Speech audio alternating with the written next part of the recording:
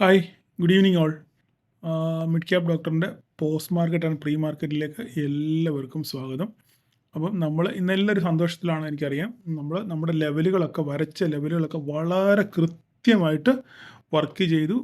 ഈ ലെവല് മാത്രം നോക്കി ട്രേഡ് ചെയ്യുന്നവർക്ക് സുഖമായിട്ട് ഇന്ന് ട്രേഡ് ചെയ്ത് പ്രോഫിറ്റ് തന്നെ ഒരാളുടെ സഹായം വേണ്ട, ഒരു സപ്പോർട്ടും ഇല്ലാതെ സുഖമായിട്ട് നിങ്ങൾക്ക് ഇന്ന് ട്രേഡ് എടുത്ത് വിജയിപ്പിക്കാമായിരുന്നു. നോക്കിക്കേ, മാർക്കറ്റ് ഇന്ന് 30 പോയിന്റ് ഗ്യാപ്പ് അപ്പിലാണ് ഓപ്പൺ ചെയ്തത്. ഇതിനകത്താണ് ഞാൻ പറഞ്ഞ നോ ട്രേഡിംഗ് സോൺ ആണെന്ന് ഞാൻ പറഞ്ഞിരുന്നു. 28-ാം തീയതി ഇതാണ്, 28-ാം തീയതി. ഓക്കെ, അപ്പം നോ ട്രേഡിംഗ് സോൺ എന്ന് പറയുന്നത് മാർക്കറ്റ് ഇതിന് മുകളിൽ ഓപ്പൺ ചെയ്തു. ഓപ്പൺ ചെയ്തതിന് ശേഷം നേരെ താഴെ വന്ന് സപ്പോർട്ട് എടുത്തു, ഇല്ലേ? സപ്പോർട്ട് എടുത്ത് ഇവിടുന്ന് റിജക്ഷൻ വന്നു ഇതിൻ്റെ നമ്മുടെ വരച്ച ലൈനിൻ്റെ മുകളിൽ ക്ലോസ് ചെയ്തു. അപ്പോൾ നിങ്ങൾക്ക് എന്ത് ചെയ്യാൻ പറ്റും? ഇവിടെ നമുക്കൊരു ട്രേഡ് എടുക്കാൻ പറ്റും. ഇവിടുന്ന് ശേഷം നമ്മുടെ ടാർഗറ്റ് കറക്റ്റായിട്ട് മിഡ് ക്യാപ്പിൻ്റെ കാര്യമാണ് ഈ പറയുന്നത്. മിഡ് ക്യാപ്പാണ് ഈ പറയുന്നത്. ഓക്കെ, അപ്പം ഇതിന് ശേഷം നിങ്ങൾക്ക് ഇവിടെ ഒരു ട്രേഡ് എടുക്കാൻ പറ്റും. ഇവിടെ സുന്ദരമായിട്ട് ഫസ്റ്റ് ടാർഗറ്റ് നമുക്ക് കിട്ടി. ഇവിടുന്ന് എത്ര പോയിന്റ് കിട്ടി? ഇവിടുന്ന് 630 40 പോയി. ഇവിടുന്ന് ഒരു 40 പോയിന്റ് പോയി. അപ്പോൾ നിങ്ങളൊരു ATM എടുക്കുകയാണെന്നുണ്ടെങ്കിൽ 20 പോയിന്റ്, അല്ല ഫാർ ഔട്ട് ഓഫ് എടുക്കുകയാണെങ്കിൽ എങ്ങനെ പോയാലും ഒരു 10 പോയിന്റ് നിങ്ങൾക്ക് ഇവിടുന്ന് ഇവിടം വരെ കിട്ടും, അല്ലേ? ഇവിടുന്ന് പിന്നെയും ക്രോസ് ചെയ്ത് മുകളിലോട്ട് പോയി. വേണ്ട, നമ്മുടെ ടാർഗറ്റ് ഇവിടം വരെ നമ്മൾ ഇവിടുന്ന് ഇറങ്ങി, അല്ലേ? അതിനുശേഷം എന്താ സംഭവിച്ചത്? അതിനുശേഷം മാർക്കറ്റ്, ഞാൻ ഈ ഒരു ട്രേഡ് എടുക്കുന്ന വിധം പറഞ്ഞു തരാം നിങ്ങൾക്ക്. ഇതിങ്ങനെ പല പ്രാവശ്യം നിങ്ങൾ കേൾക്കുമ്പോൾ നിങ്ങൾക്ക് ഒരു ഐഡിയ കിട്ടും. അതുകൊണ്ട് ഞാൻ എത്ര വിശദീകരിച്ച് പറയുന്നത്. ഓക്കെ, അതിനുശേഷം ഈ ലൈൻ ക്രോസ് ചെയ്ത് മുകളിൽ ഒരു ഗ്രീൻ ക്യാൻഡിൽ ക്ലോസ് ചെയ്തു. അതിനുശേഷം വീണ്ടും ഒരു റെഡ് ഫോം ചെയ്തു, ഇല്ലേ? അപ്പോൾ നമുക്ക് എന്ത് മനസ്സിലായി? ഇവിടെ ഒരു റിജക്ഷൻ എന്ന് മനസ്സിലായി. അപ്പം നമ്മൾ അവിടെ കറക്റ്റായിട്ടൊരു ഒരു ലൈൻ വരച്ചിടുന്നു. അതായത് ഇന്നത്തെ ഹൈ ആണിത്, അല്ലേ? ഇനി നമ്മുടെ സ്റ്റോപ്പ് ലോസ് എവിടെയായിരിക്കും? ഇനി ഇവിടുന്ന് താഴോട്ട് ട്രേഡ് എടുത്ത് നമുക്ക് നല്ലൊരു ഗ്രീൻ ക്യാൻഡിൽ കിട്ടി. അപ്പോൾ മാർക്കറ്റ് പിന്നെ ഈ അടുത്തൊരു റെഡ് ക്യാൻഡിൽ കിട്ടി. പിന്നെ അടുത്തൊരു ഗ്രീൻ ക്യാൻഡിൽ വീണു. പക്ഷേ ആ സ്ട്രോങ് അല്ലാത്ത ഗ്രീൻ ക്യാൻഡിലായിരുന്നു, ഇല്ലേ? ഇത് കവർ ചെയ്തുമില്ല. അപ്പോൾ നമുക്ക് എന്ത് ചെയ്യാൻ പറ്റും? ഇവിടുന്ന് ഒരു ട്രേഡ് പ്ലാൻ ചെയ്യാൻ പറ്റും. ട്രേഡ് പ്ലാൻ ചെയ്യുമ്പോൾ ഇവിടെ എങ്ങനെയാണ്? ഇതിൻ്റെ സ്റ്റോപ്പ് ലോസ് നമ്മൾ ഇതിൻ്റെ മുകളിൽ വെക്കും. ഇവിടെ എവിടെയെങ്കിലും 10 പോയിന്റ് മുകളിൽ സ്റ്റോപ്പ് ലോസ് വെച്ചിട്ട് നമ്മൾ എന്ത് ചെയ്യാൻ പറ്റും? ഇവിടുന്ന് നമ്മളൊരു ട്രേഡ് പ്ലാൻ ചെയ്യും. ഈ ട്രേഡ് പ്ലാൻ ചെയ്ത് നോക്കിക്കേ, ഇവിടെ വന്ന് ട്രേഡ് വന്ന് താഴോട്ട് വന്നു. നേരെ മുകളിൽ പോയി റീടെസ്റ്റ് എടുത്തു. നേരെ താഴോട്ട് വന്നു. നമ്മുടെ ടാർഗറ്റ് നമ്മൾ ടാർഗറ്റ് അടിച്ചു. ശരിയല്ലേ? ഇത് ഈ പറയാനൊക്കെ എളുപ്പമാണ്, ശരിയാണ്. പക്ഷേ എന്നാലും പ്രാക്ടിക്കലായിട്ട് നിങ്ങൾക്ക് ഇത്രയും കിട്ടിയില്ലെങ്കിലും നിങ്ങൾക്ക് ഇവിടെ വരെയെങ്കിലും ഈ ലൈൻ വരെയെങ്കിലും നിങ്ങൾക്ക് ക്യാപ്ചർ ചെയ്യാൻ പറ്റി കാണും എന്ന് ഞാൻ വിശ്വസിക്കുന്നു. ഇല്ലെങ്കിൽ നിങ്ങളിങ്ങനെ പ്രാക്ടീസ് ചെയ്യുക. എപ്പോഴും നമ്മൾ ഒരു സ്റ്റോപ്പ് ലോസ് വെച്ച് വേണം നമ്മളൊരു ട്രേഡ് പ്ലാൻ ചെയ്യാൻ. അപ്പം ഇവിടെ ഒരു റിജക്ഷൻ വന്നപ്പോൾ നിങ്ങൾ എന്ത് ചെയ്യണം? ഇതിൻ്റെ മുകളിൽ ഒരു സ്റ്റോപ്പ് ലോസ് ഇടുക. ഇട്ടിട്ട് നിങ്ങൾക്ക് ഇവിടുന്ന് ട്രേഡ് പ്ലാൻ ചെയ്യുക. സ്റ്റോപ്പ് ലോസ് വേണമെങ്കിൽ 5 പോയിന്റ് 10 പോയിന്റ് സ്റ്റോപ്പ് ലോസ് അടിക്കും, പൊക്കോട്ടെ. ഇല്ലെങ്കിലോ, ഇപ്പോൾ ഇവിടെ തന്നെ നമ്മൾ ട്രേഡ് പ്ലാൻ ചെയ്താൽ നിങ്ങൾക്ക് സുന്ദരമായിട്ട് നിങ്ങൾക്ക് ഇത്രയും പോയിന്റ് ഇവിടെ ക്യാപ്ചർ ചെയ്യാൻ പറ്റും. അതിനുശേഷം നമ്മൾ നേരെ പിന്നെ ഇവിടെ താഴെ വന്നു. എല്ലായിടത്തും നമ്മുടെ ലൈൻ റെസ്പെക്ട് ചെയ്തു, ഇല്ലേ? ഇവിടെ നോക്കിക്കേ, ഇവിടെ നമ്മുടെ ലൈൻ റെസ്പെക്ട് ചെയ്തു. ഇവിടെ നേരെ ഇവിടെ വന്നു, തിരിച്ചു പോയി, നേരെ തിരിച്ചു ഇവിടെ നോക്കി കറക്റ്റായിട്ട് നമ്മുടെ ലൈന് റെസ്പെക്ട് ചെയ്ത്. പിന്നെ ഇവിടെ എന്ത് ചെയ്യാൻ? കൺസോളിഡേഷൻ ആയിരുന്നു, ഇല്ലേ? ഇവിടെ കൺസോളിഡേറ്റ് ചെയ്ത് മാർക്കറ്റ് ഈ റേഞ്ചിനകത്ത് തന്നെ കിടന്ന് കളിച്ചു, ഇല്ലേ? അപ്പം അതാ നമ്മുടെ വരയുടെ ക്രെഡിറ്റ് ഒന്നും ഞാൻ പറയുന്നില്ല, എങ്കിലും ദൈവം സഹായിച്ച് വലിയ കുഴപ്പമില്ല. ദൈവാധീനം കൊണ്ട് നമ്മൾ നിന്ന് പഴിച്ച് പോകുന്നു മാത്രമേ എനിക്ക് പറയാനുള്ളൂ. അല്ലാതെ കൂടുതൽ സാമർഥ്യ വിരുദ്ധമൊന്നും നമുക്ക് പറയാനില്ല. ഓക്കെ, ദൈവാധീനം കൊണ്ടും ഈശ്വര കടാക്ഷം കൊണ്ടും നമ്മൾ വരയ്ക്കുന്ന വരകളൊക്കെ കൃത്യമായിട്ട് വരുന്നു. ഒത്തിരി അപ്രീസിയേഷൻ വരുന്നുണ്ട്. ശരിയാണ്, താങ്ക് യു. നിങ്ങൾ ഒത്തിരി പേര് ലാഭം എടുത്തു, ധാരാളം പേര് സ്ക്രീൻഷോട്ട് അയച്ചിട്ടുണ്ട്. അയച്ചു തന്നു. എല്ലാവരുടെയും സ്ക്രീൻഷോട്ട് കണ്ടതിൽ സന്തോഷം. നിങ്ങൾ ട്രേഡ് എടുത്ത് വിജയിച്ചു എന്ന് അറിഞ്ഞതിലൊക്കെ വളരെ സന്തോഷമുണ്ട്. ഓക്കെ, അപ്പം നമുക്ക് നമുക്കിതിൻ്റെ ലെവലുകൾ നോക്കാം, എങ്ങോട്ടാണ് ലെവലുകൾ പോകുന്നത്. അപ്പം ഇനി നാളെ എന്താണ് സംഭവിക്കുന്നത്, അതാണ് നമുക്കിനി നോക്കണം. നമുക്ക് നാളെ ഇവിടെ ഇപ്പം മാർക്കറ്റ് ഓപ്പൺ ചെയ്തേക്കുന്നത്, ഇവിടെ ഇപ്പം നമുക്ക് നോക്കിക്കഴിഞ്ഞാൽ മാർക്കറ്റ് ഇവിടെ ഓപ്പൺ ചെയ്തേക്കുന്നത്, ക്ലോസ് ചെയ്തേക്കുന്നത് ഇതിനകത്താണ് മാർക്കറ്റ് ക്ലോസ് ചെയ്തേക്കുന്നത്. അപ്പം ഇത് നോ ട്രേഡിംഗ് സോണാണ്, ഞാൻ വീണ്ടും പറയുക. ഓക്കെ, ഇത് നോ ട്രേഡിംഗ് സോണാണ്. ഓക്കെ, അപ്പോൾ ഇനി മാർക്കറ്റ് ഇപ്പോൾ ക്ലോസ് ചെയ്തിരിക്കുന്നത് 12,553. ഇതിപ്പം ഇവിടെ 12,579 കാണിക്കുന്നത്, 553 മാർക്കറ്റ് ക്ലോസ് ചെയ്തത്. ഏകദേശം ഇവിടെയാണ് മാർക്കറ്റ് ക്ലോസ് ചെയ്തേക്കുന്നത്, അതായത് ഇതിനകത്താണ് ക്ലോസ് ചെയ്തത്. അപ്പോൾ നമുക്കിനി എന്ത് സംഭവിക്കുന്നത്? ഇനി എന്താണ് ഇത് താഴോട്ടുള്ള ലൈനെല്ലാം വളരെ കറക്റ്റാണ്. ഇതിപ്പോൾ താഴോട്ട് നമുക്ക് ഇനി കൂടുതൽ വരയ്ക്കാനൊന്നും ഇല്ല. ഇനി ഇവിടെ ഓൾറെഡി ഇതിനെ എടുത്ത് ഇങ്ങോട്ട് വെച്ചാൽ മതി, കൂടുതൽ വരയ്ക്കാനൊന്നും ഇല്ല. അടുത്തതിനെ എടുത്ത് ഇങ്ങോട്ട് വെക്കുക, അത്രയേ ഉള്ളൂ. ഇവിടെ ഇനി വേറെ സംഭവവാസങ്ങളൊന്നും ഇല്ല. ഇതിനൊക്കെ ഡിലീറ്റ് കളഞ്ഞേക്കാം, അതൊന്നും ആവശ്യമില്ല. ഓക്കെ, അപ്പോൾ ഈ 2 ലൈൻ താഴോട്ട് കിടക്കട്ടെ. മുകളിലോട്ട് നമുക്ക് ഈ പറഞ്ഞ പോലെ തന്നെ ഉള്ളൂ, ഇതേ ഉള്ളൂ. ഇവിടെ സാധനം കിടപ്പുണ്ട്. ഇവിടെ ഇനിയും കൂടുതൽ വർത്തമാനത്തിനൊന്നും പോകേണ്ട കാര്യമില്ല. നമുക്ക് വേണമെങ്കിൽ ഒന്ന് കറക്റ്റ് ചെയ്യാം ശകലം. ഒരു മിനിറ്റ്. നമുക്ക് എന്തെങ്കിലും കറക്റ്റ് ചെയ്യാനുണ്ടോ നോക്കട്ടെ. കറക്റ്റ് ചെയ്യാനൊന്നും ഇല്ല. ഇത് തന്നെ. ഇതിനകത്ത് വേറെ മാറ്റങ്ങളൊന്നും വരുത്താനില്ല. ഇത് ഫസ്റ്റ് ടാർഗറ്റ് ഇങ്ങനെ തന്നെ പോട്ടെ. ഇത്ര തന്നെ പോട്ടെ. ഓക്കെ. അതിന് ശേഷം സെക്കൻഡ് ടാർഗറ്റ് ഇവനെ നമുക്ക് പൊക്കി നമുക്ക് മുകളിലോട്ട് വെക്കാം. ഇത് ഓക്കെ.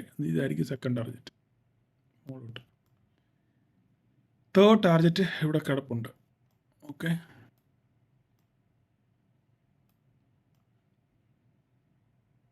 ഓക്കെ, അത്രയും നിൽക്കട്ടെ. അതിൽ കൂടുതൽ വേണ്ട. കൂടുതൽ കിഴക്കോട്ട് പോയി കഴിഞ്ഞാൽ കുന്നും മലയാണ്. ഓക്കെ. അപ്പോൾ നമുക്ക് ഇത് ഡിലീറ്റ് കളഞ്ഞേക്കാം. ഓക്കെ. അപ്പോൾ മുകളിലോട്ടുള്ളത് കിട്ടിയല്ലോ. മുകളിലോട്ടുള്ള 3 ടാർഗറ്റ് കിട്ടി. താഴോട്ടുള്ള വലിയ 2 ടാർഗറ്റ് കിട്ടി. ഇവിടെ വേറെ കൂടെ കിടപ്പുണ്ട്. വേണം ഇവിടെ വരച്ചിട്ടേക്കാം. ചിലപ്പോൾ ഒരു ഭീകര സെല്ല് വന്നാലോ അല്ലേ, ഈ യുദ്ധത്തിൻ്റെ ഭീതിയൊക്കെ കൊണ്ട്. ഓക്കെ. അപ്പോൾ മിഡ് ക്യാപ്പിൻ്റെ കാര്യങ്ങൾ നിങ്ങൾ ഏകദേശം ക്ലിയർ ആയെന്ന് വിശ്വസിക്കുന്നു. അപ്പോൾ നമ്മൾ വേറൊരു കാര്യം കൂടെ പറയാനുണ്ട്. നമ്മൾ കഴിഞ്ഞ ആഴ്ച ഒരു സിങ് പിക്കിൻ്റെ ഒരു വീഡിയോ ചെയ്തായിരുന്നു. അത് മെമ്പേഴ്സിന് വേണ്ടി മാത്രമുള്ള വീഡിയോ ആയിരുന്നു.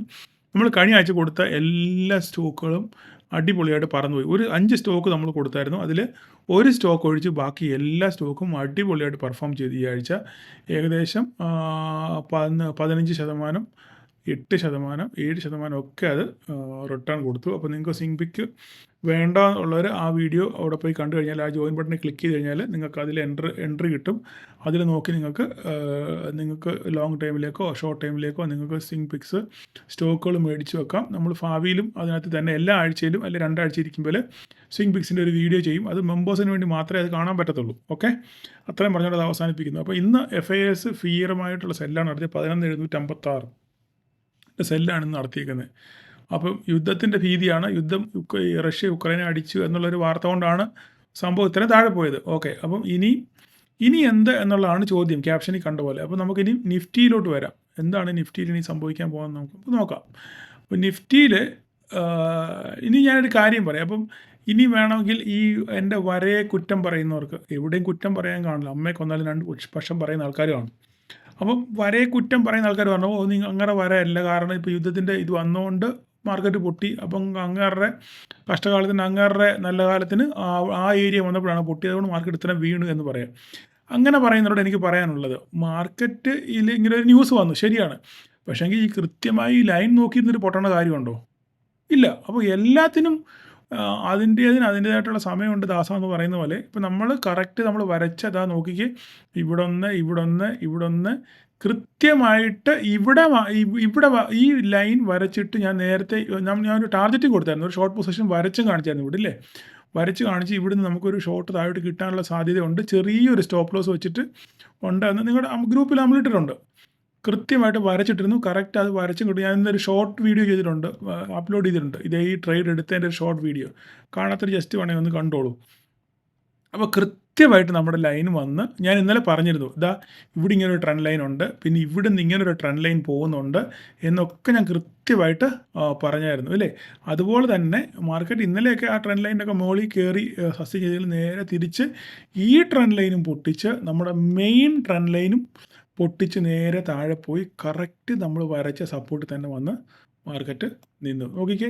അപ്പം യുദ്ധത്തിൻ്റെ പ്രശ്നം കൊണ്ട് മാർക്കറ്റ് വീണു എന്ന് പറഞ്ഞാൽ തന്നെയും കറക്റ്റായിട്ട് ആ ഒരു പോയിന്റ് വന്നപ്പോഴാണ് മാർക്കറ്റ് റിവേഴ്സ് ചെയ്തത്. വാർത്ത ഇതിന് മുന്നോ അല്ലെ കുറച്ച് നേരം മുന്നൊക്കെ മാർക്കറ്റ് ന്യൂസ് കിടന്ന് കറങ്ങുന്നുണ്ട്. പക്ഷെങ്കിൽ ഈ നമുക്ക് എപ്പോഴും നമ്മൾ ശ്രദ്ധിക്കണം, ചാർട്ടിനകത്തിലെ റെസിസ്റ്റൻസ് എന്ന് പറയുന്നത്, സപ്പോർട്ട് എന്ന് പറയുന്നത് ചില്ലറ കാര്യങ്ങളല്ല. ഓക്കെ. അപ്പോൾ അത് കൃത്യമായിട്ട് മാർക്കറ്റ് റെസ്പെക്റ്റ് ചെയ്യും. ഏതെങ്കിലും രീതിയിൽ റെസ്പെക്റ്റ് ചെയ്യാതിരിക്കത്തില്ല. അപ്പോൾ നമുക്ക് ആ ചാർട്ടിനകത്ത് നോക്കിക്കഴിഞ്ഞാൽ നമുക്ക് അതിൻ്റെ ഓപ്പർച്യൂണിറ്റികൾ കാണാൻ പറ്റും. ആ അവസരങ്ങൾ നമുക്ക് കാണാൻ പറ്റും. ആ അവസരത്തിൽ നമ്മൾ ട്രേഡ് ഉപയോഗിക്കുക. അവിടെ വിജയിക്കുമോ പരാജയപ്പെടുമോ എന്നുള്ളത് രണ്ടാമത്തെ ചോദ്യമാണ്. പക്ഷേ നമ്മൾ ആ ഓപ്പർച്യൂണിറ്റി, ഇപ്പോൾ നമ്മൾ ഇവിടെ ഒരു റെസിസ്റ്റൻസ് ഉണ്ട്. ഇവിടെ കൃത്യമായി പല പ്രാവശ്യം റെസിസ്റ്റൻസ് ഇവിടെ ഉണ്ട്. ഇവിടെ 1 ഉണ്ട്, 2 ഉണ്ട്, 3 ഉണ്ട്. അപ്പോൾ നമുക്കൊരു ഇൻഡ്യൂഷൻ ഉണ്ട്, എന്താണ് ഇവിടെ വരുമ്പോൾ മാർക്കറ്റ് വീണ്ടും റിവേഴ്സ് ചെയ്യും. അതുകൊണ്ടാണ് അപ്പോൾ ഇവിടെ അടിക്കുവാണെങ്കിലും ചെറിയ സ്റ്റോപ്പ് ലോസ് ഉള്ളൂ, അല്ല? ഈ വിക്കിൻ്റെ മുകളിൽ ഇത്രയും വേണം സ്റ്റോപ്പ് ലോസ് വെച്ചിട്ട് നമുക്ക് വേണമെങ്കിൽ ക്ലോസിംഗ് ബേസിൽ വെച്ചിട്ട് നമുക്ക് ട്രേഡ് എടുക്കാം. അങ്ങനെ നമ്മളിവിടെ ട്രേഡ് എടുത്ത് സുന്ദരമായിട്ട് നമ്മുടെ ടാർഗറ്റും പൊട്ടിച്ച് ഇതും പൊട്ടിച്ച് എല്ലാം പൊട്ടിച്ച് തകർത്ത് താഴെ പോയി, ഇല്ലേ? നമ്മുടെ ബോക്സ് ആയിരുന്നു മെയിൻ സംഭവം. ഇതും പൊട്ടിച്ച് ബോക്സും പൊട്ടിച്ച് നേരെ താഴെ പോയി നമ്മുടെ ട്രെൻഡ് ലൈനും ട്രെൻഡ് ലൈനിൽ വന്ന് നിന്ന് സപ്പോർട്ട് എടുത്ത് കുറേ കൺസോളിഡേറ്റ് ചെയ്തിട്ട് വീണ്ടും നേരെ മാർക്കറ്റ് താഴോട്ട് പോയി നമ്മുടെ അതേ ലൈനിൽ വന്ന് സപ്പോർട്ട് എടുത്ത് നിന്നു ഇല്ലേ? അപ്പോൾ എന്ത് ക്ലിയറാണ് നോക്കിക്കേ. അപ്പോൾ ഇതാണ് ചാർട്ടിൻ്റെ ഗുണം. ഒരു സ്ട്രാറ്റജിയുടെയും ആവശ്യമില്ല, ഒരു ഇൻഡിക്കേറ്ററിൻ്റെയും ആവശ്യമില്ല. ചാർട്ട് നമുക്ക് കാണിച്ചു തരും. നമ്മൾ എന്താ ചെയ്യേണ്ടത്, എന്ത് ആക്ഷൻ എടുക്കണമെന്ന് ചാർട്ട് ക്ലിയർ ആയിട്ട് ഇപ്പം നിങ്ങൾ ഇപ്പം എന്നെ ഒരു 3-4 മാസം കൊണ്ട് കാണുന്നുള്ളൂ. ഞാൻ ഏതെങ്കിലും ഒരു സ്ട്രാറ്റജി ഉപയോഗിക്കുന്നുണ്ടോ? ഞാൻ ഏതെങ്കിലും ഒരു DMAയോ SMA EMA എന്തെങ്കിലും ഉപയോഗിക്കുന്നുണ്ടോ? ഈ ചാർട്ടിനകത്ത് കാണുന്ന ട്രെൻഡ് ലൈനുകളല്ലാതെ വേറെ എന്തെങ്കിലും ഞാൻ ഉപയോഗിക്കുന്നു? ആൾക്കാർ ഉപയോഗിച്ച് ചെയ്യുന്നവരുണ്ട് സംഭവിച്ചു. ഞാൻ അവരാരും വില കുറച്ച് കാണുകയല്ല. ഞാനല്ലാതെ ഇവിടെ CPRO അല്ലെങ്കിൽ പിന്നെ വേറെ വേറെ ഒത്തിരി സ്ട്രാറ്റജികൾ അല്ല ഒത്തിരി ഇൻഡിക്കേറ്ററുകളുണ്ട്. ഇതൊന്നും RSIയോ ഒന്നും നോക്കുന്നില്ല. അപ്പോൾ ഒന്നും നോക്കാതെ നമുക്ക് ചാർട്ട് കാരണം ഇതൊക്കെ വരുന്നത് എപ്പോഴാണ്? ചാർട്ടിനകത്ത് ഒരു ക്യാൻഡിൽ ഞാനിപ്പോൾ ഈ പറയുന്നത് വിമർശനങ്ങൾ വരാൻ സാധ്യതയുണ്ട് കേട്ടോ. പക്ഷെ ഞാൻ എൻ്റെ ബോധ്യത്തിൽ നിന്നായി പറയുന്നത് നിങ്ങളോട്. ഞാൻ എൻ്റെ എക്സ്പീരിയൻസിൽ നിന്നും എൻ്റെ ട്രേഡ് ചെയ്ത ബോധ്യത്തിൽ നിന്ന് ആണ് ഞാനീ പറയുന്നത്. ആ ബോധ്യത്തിൽ നിന്ന് പറയുമ്പോൾ അതിന് ഒത്തിരി അടിസ്ഥാന കാര്യങ്ങളുണ്ട്. അത് നിങ്ങൾ മനസ്സിലാക്കുക, മറന്നു പോകരുത്. അപ്പം എൻ്റെ ബോധ്യത്തിൽ ഞാനീ പറയുന്നത് കാരണം ചാർട്ടുകളിൽ ചാർട്ട് ഫോം ചെയ്തതിന് ശേഷം മാത്രം ഒരു ഇൻഡിക്കേറ്റർ ഫോം ആകത്തുള്ളൂ. ഒരു ഇൻഡിക്കേറ്ററിന് ഒരു സ്ട്രാറ്റജി ഫോം ആകത്തുള്ളൂ. മനസ്സിലായോ? പക്ഷേ അതിന് മുന്നേ നമുക്കിത് കണ്ടുപിടിക്കാൻ പറ്റിയാൽ ഇപ്പം ഈ നമ്മൾ ഒരു 20 SMA 20 EMA എങ്ങനെ വർക്ക് ചെയ്യുന്നത്? 20 ക്യാൻഡിൽ കഴിഞ്ഞതിന് ശേഷം മാത്രമേ ആ EMAയുടെ ഒരു ക്യാൻഡിലിൻ്റെ സ്വഭാവം തീരുമാനിക്കത്തുള്ളൂ അല്ലേ? പ്രീവിയസ് 20 ക്യാൻഡിലുടെ സ്വഭാവം വെച്ചാണെങ്കിൽ ആ സ്വഭാവം വെച്ചാണ് അടുത്തൊരു ക്യാൻഡിൽ വീഴുന്നത് ഇല്ലേ?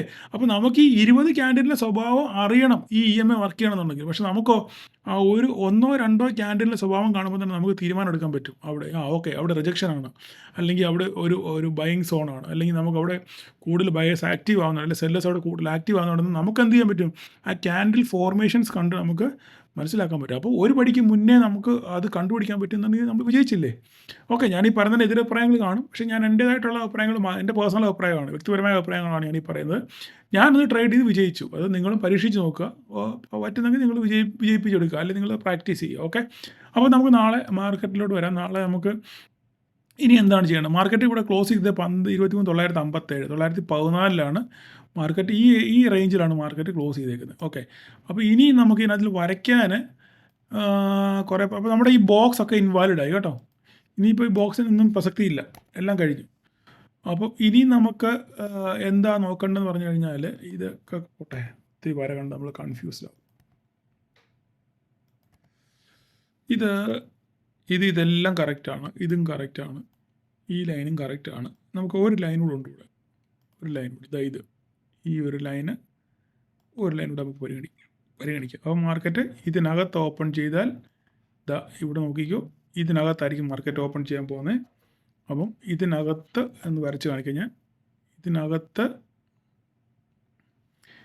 ഇപ്പം നമുക്ക് മാർക്കറ്റ് ഇവിടെയാണ് ഓപ്പൺ ചെയ്തേക്കുന്നത്. ഓക്കെ, ഇവിടെയാണ് ക്ലോസ് ചെയ്തേക്കുന്നത്. അപ്പം ഇതിനകത്താണെങ്കിൽ നോ ട്രേഡിംഗ് സോണാണ്. ഓക്കെ, ഇതിനകത്ത് നമുക്ക് ട്രേഡ് ഇല്ല. ഒന്നുകിൽ ഇത് ഇങ്ങോട്ട് ബ്രേക്ക് ചെയ്യണം, അല്ലെങ്കിൽ ഇങ്ങോട്ട് ബ്രേക്ക് ചെയ്യണം. ഇത് രണ്ട് ഓപ്പർച്യൂണിറ്റി ഉള്ളത് നമുക്ക്. ഇനി അല്ല, സപ്പോസ് ഇവിടെയാണ് മാർക്കറ്റ് ഓപ്പൺ ചെയ്യുന്നതെങ്കിൽ എന്ത് ചെയ്യണം? നേരെ മാർക്കറ്റ് താഴോട്ട് വന്നിട്ട് നേരെ തിരിച്ചു പോകണം, ഇങ്ങനെ പോകണം ഇല്ലേ? ഇനി ഇവിടെയാണ് ഓപ്പൺ ചെയ്യുന്നതെങ്കിൽ ഒന്നുകിൽ മേലോട്ട് കയറിയിട്ട് നേരെ തിരിച്ചു വരണം. ഇതൊക്കെ നമുക്ക് ആ ട്രേഡിംഗ് സമയത്ത് ലൈവ് മാർക്കറ്റിൽ നമുക്ക് ഇതൊക്കെ തീരുമാനം എടുക്കാൻ പറ്റത്തുള്ളൂ. എങ്ങനെയാണ് വരുന്നതെന്ന് അറിഞ്ഞ് അതിനനുസരിച്ച് വേണം നമ്മൾ മാർക്കറ്റിൽ പെരുമാറാൻ. അപ്പോൾ ഇനിയിപ്പോൾ നമുക്ക് എന്താ ചെയ്യേണ്ടത്? ഇവിടെ ഓപ്പൺ ചെയ്ത് കഴിഞ്ഞാൽ ഈ പറഞ്ഞ പോലെ തന്നെ ലൈനുകളാണ്. ഇനി നമുക്ക് ലൈൻ വരയ്ക്കാം. ഇതായി ഇവിടെ തന്നെ, വേറെ പ്രത്യേകിച്ച് പറയാനൊന്നും ഇല്ല. ഇത് തന്നെ സംഭവം. ഡിലീറ്റ് ചെയ്താലോട്ടെ. നേരെ താഴോട്ട് കഴിഞ്ഞാൽ ഇത്. ഓക്കെ, ഇനിയും വീണ്ടും നമ്മൾ 23,500 സപ്പോർട്ട് വരും കേട്ടോ. 23,500 നമ്മൾ കുറേ കിടന്ന് കളിച്ച ഓർമ്മയുണ്ടോ? 23,500 സൈക്കോളജിക്കൽ സപ്പോർട്ട്. അപ്പോൾ ഇനി അവിടോട്ട് വരുമോ എന്നുള്ളത് വേണം നമ്മൾ ഇനിയും കണ്ടറിയാൻ. 23,500 നമുക്കൊരു സൈക്കോളജിക്കൽ സപ്പോർട്ടാണ്. നമുക്ക് അവിടെ ഒരു വലിയ വര വരച്ചിടാം ഇല്ലേ? 23,500 വരുമോ എന്നുള്ളതാണ് ചോദ്യം. ഓക്കെ, 23,500 23,450. ഒരു കാര്യം ചെയ്യും, നമുക്ക് ഈ വര 23,500 ആക്കിയിട്ട് 500 തന്നെ അങ്ങ് ആക്കിയേക്കാം. അതിന് അതായിരിക്കും നല്ലത്. ഇവനെ നമുക്ക് 23,500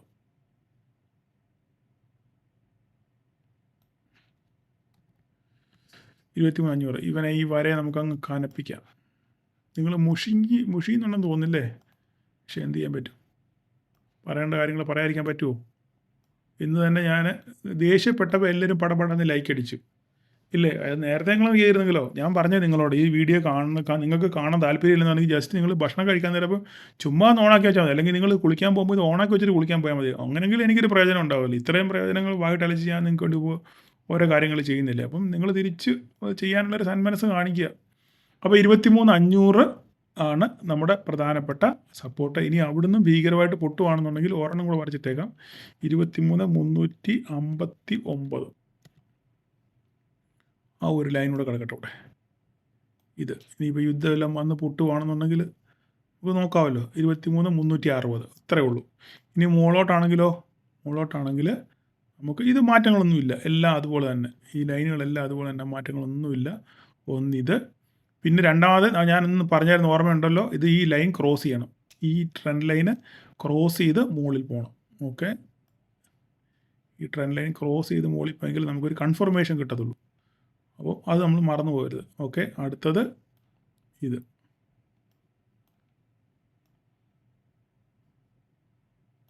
അടുത്തത് ഇത്. ലൈനുകളെല്ലാം വരച്ചിട്ടേക്കുന്നതല്ല അതുപോലെ തന്നെ ഇവിടെ കിടന്നോട്ടെ, ഒരു പ്രശ്നവുമില്ല. ഇനി ഒരെണ്ണം കൂടെ വരയ്ക്കാം. ഇത് കിടന്നോട്ടെ.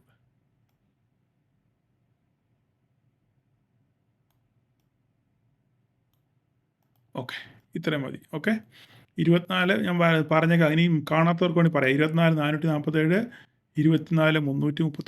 24,339, 24,251, 24,137, 24,037 ഇതാണ് ടാർജറ്റുകൾ. ഓക്കെ, ഇതിനകത്ത് നമുക്ക് നോ ട്രേഡിംഗ് സോണാണ്. എവിടെയൊക്കെയാണ്?